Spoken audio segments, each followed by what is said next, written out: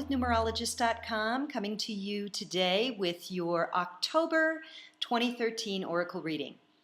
And for today's reading, we are going to use the Mother Peace Tarot deck. And as always, I will shuffle and show you the card first.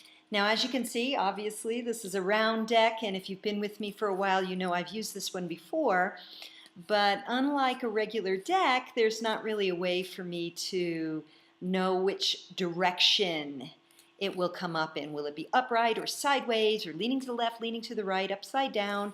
So this gives me an opportunity while I'm shuffling to share with you some thoughts about how people approach the issue of upright versus reverse cards in tarot. Now, some tarot decks, the back of them like this, it looks the same no matter what. So even if they're square, you don't know if you're going to be upright or upside down when you pull the card, unless you're always careful to shuffle the same way. Other backs have a different, like last month I did the Osho Zen tarot deck, and the top and the bottom look different.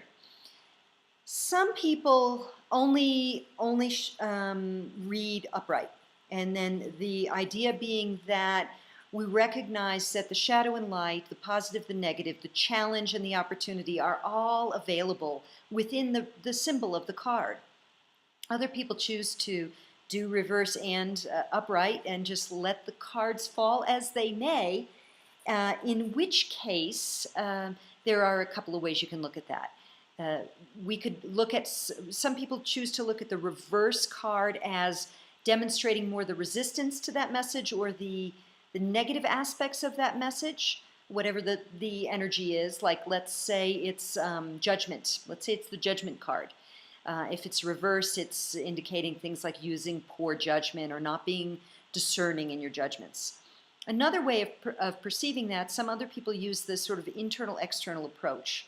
So a little bit more of like what you'd call a Jungian or psychoanalytic approach.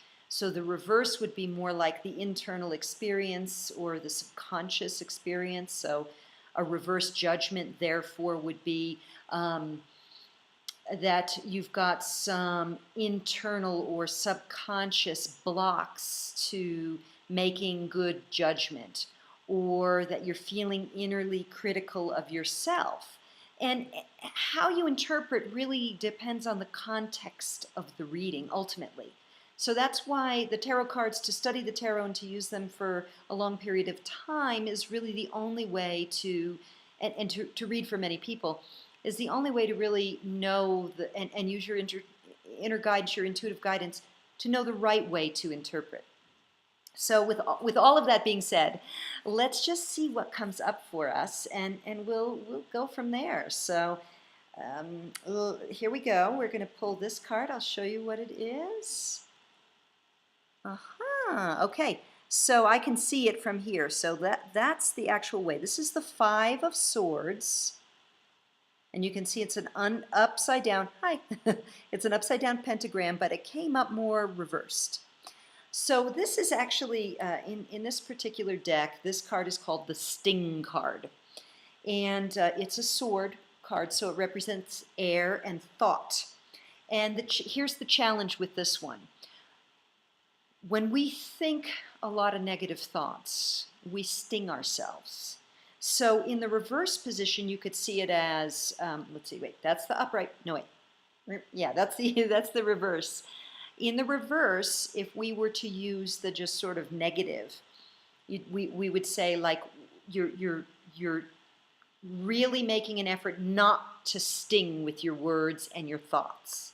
If we were to look at it as an internal piece, it would be more about those thoughts. Pay attention to your thoughts, because your thoughts create your reality. So if you're feeling stung by the experiences in your reality, the people who are surrounding you, the words and dynamics and the communication, look inside during the month of October for what your thoughts are actually saying. How are you stinging yourself? How are you creating conflictive dialogue, invented in your head with someone that you're struggling with, or anyone for that matter, or yourself for that matter? So I really see the Five of Swords either in the upright or the reverse position in this case as an invitation for all of us during the month of October to really have a look at our thoughts and our words, and where in our lives we are using our thoughts and our words in a negative, unconstructive, or stinging way. And how can we shift those thoughts and words to be more constructive, more open to positive possibilities?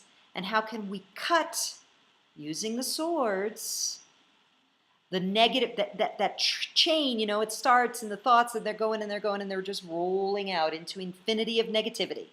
How can we cut that and then instead shift it to something more positive? So this is October's invitation. This is October's oracle. Watch your thoughts.